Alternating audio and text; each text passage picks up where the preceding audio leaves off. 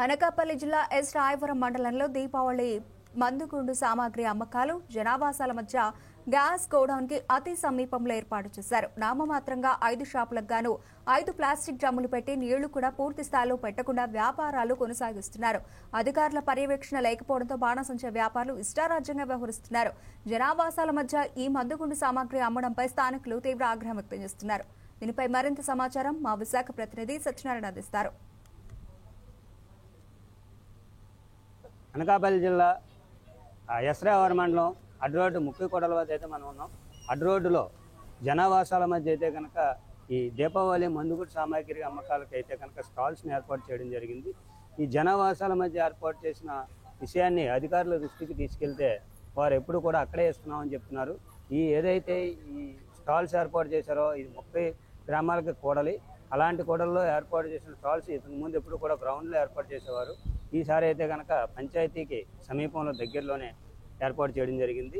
ఆ పక్కనే gas godown కూడా ఉంది. అలాగే కూతవేటు దూరంలో హెచ్పి బంకు కూడా ఉంది. అలాగే కమర్షియల్ షాపింగ్ కాంప్లెక్స్లు ఉన్నాయి. అలాగే చేపల మార్కెట్ కూడా దీనికి అనుకునే ఉంది. ఇలాంటి పరిస్థితుల్లో ఇలాంటి ప్రాంతంలో ఈ మందుగుండు సామాగ్రి స్టాల్స్ని ఏర్పాటు చేయడం అయితే కనుక స్థానికుల నుంచి తీవ్ర అభ్యంతరం అయితే వ్యక్తం అవుతుంది. కానీ అధికారులు అయితే కనుక ఇవేమీ పట్టించుకోకుండా నిమ్మక నీరెట్టినట్టు వ్యవహరిస్తున్నారు. అలాగే రేట్లు కూడా అధికంగా అమ్మడం జరుగుతుంది. ఈ రేట్లకు కొనుగోలు చేయలేమంటూ కూడా ఎవరైతే ఉన్నారో వ్యాపారస్తుల దగ్గర కొనుగోలు చేయలేమని చెప్పేసి బాధ్యతలు అయితే కొంతమంది చెప్తున్నారు. దానిలో భాగంగా ఓ వ్యక్తి అయితే కనుక కొనుగోలు చేసిన వ్యక్తి అయితే మనతో పాటు ఉన్నారు. ఆయన అడిగి తెలుసుకున్నాం. మీరు ఎక్కడి నుంచి వచ్చారు, ఎంతకి కొనుగోలు చేశారు, పరిస్థితి రేట్లు ఎలా ఉన్నాయి, ఏ ఏరియాలో పెట్టారు? స్వామి, నేను ఇక్కడే అడ్రోడ్ గ్రామం తిమ్మాపురం పంచాయతీ చెందిన వ్యక్తిని. అయితే పెట్టింది అయితే జనవాస కేంద్రాల్లో ఏర్పాటు చేశారు. ఫస్ట్ ఆఫ్ ఆల్ ఇది మరి పర్మిషన్ ఏ విధంగా వచ్చిందో కూడా తెలియదు.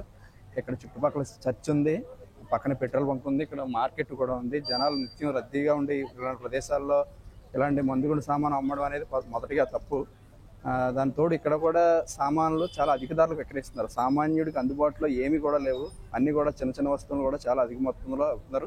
అలా విధంగా సేఫ్టీ కూడా చూస్తే సేఫ్టీ పరంగా కూడా ఇక్కడ సేఫ్టీగా ఎవరో ఏమి చేయలేదు.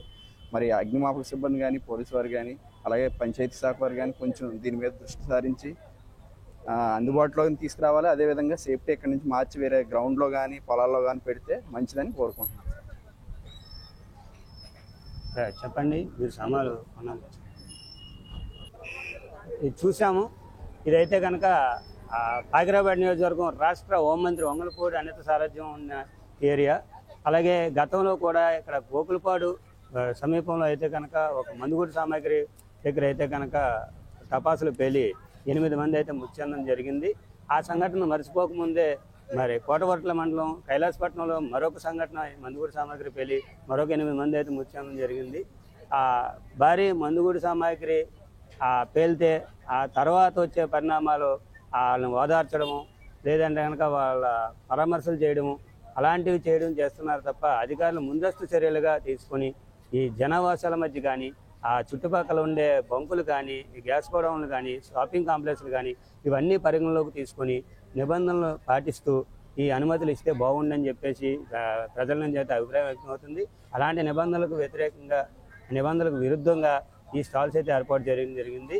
ఈ స్టాల్స్ వద్ద ప్రమాదం జరిగితే కనుక వీరు ఆర్పడానికి కనీసం ఒక డ్రమ్ వాటరు, ఒక చిన్న మూటతో 10 కేజీలు 5 కేజీల మూట, ఒక ఇసుక మూట పెట్టడం జరిగింది. వాటితో ప్రమాదాన్ని అయితే ఎట్టి పరిస్థితుల్లోని కూడా నివారించే పరిస్థితి ఉండదని చెప్పేసి అయితే కనుక ఆ జనాలు కూడా కొనుక్కోవడానికి వచ్చేటప్పుడు ఆవేదన వ్యక్తం చేస్తున్నారు. అలాగే అధిక ధరలకు కూడా విక్రయిస్తున్నారంటూ గ్రామస్తులు చెప్పడం జరుగుతుంది. కెమెరామెన్ పర్సన్ శ్రీనివాస్తో సత్యనారాయణ, 4 సైడ్స్.